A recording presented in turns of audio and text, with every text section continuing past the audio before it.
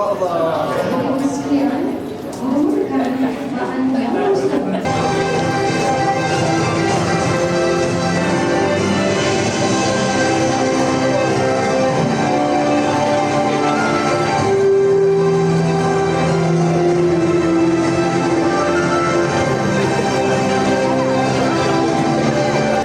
tentu sekolah Teluk Perak ni memang dia menjadi tempat yang selesa untuk kita adakan program yang berskala sederhana atau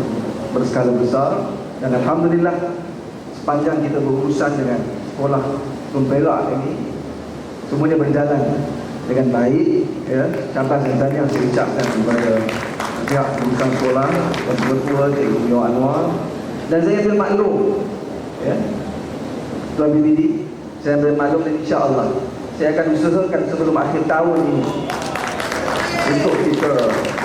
ya, berikan sedikit sebanyak kelengkapan berkaitan bagi menambah keselesaan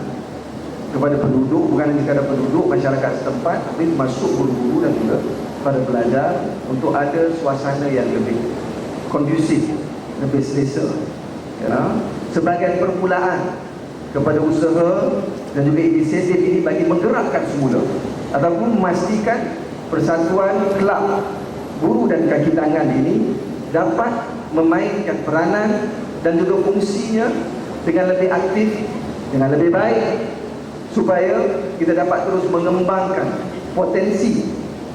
di kalangan guru-guru dan juga kaki tangan, staf sokongan yang ada itu, supaya dapat menyumbang, memainkan peranan lebih besar dan memastikan bahawa kegiatan dan juga aktiviti itu dapat dilaksanakan dari semasa ke semasa.